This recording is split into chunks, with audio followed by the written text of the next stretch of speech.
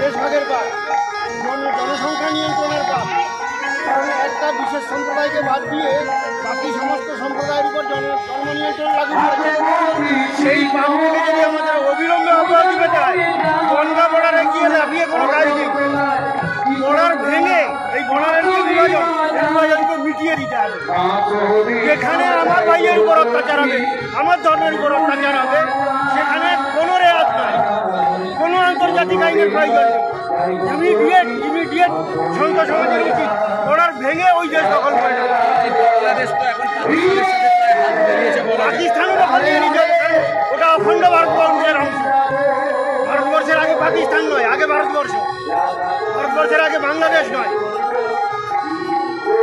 সর্বত্র তোমরা অত্যাচার করে সনাতনীদের মিটিয়ে দেবে, হিন্দুদের মিটিয়ে দেবে, এটা হতে দেওয়া যাবে না, এটা দেওয়া যেতে পারে না। ভগবান শ্রীকৃষ্ণ, রামচন্দ্র কেউই এগুলো করে যাননি।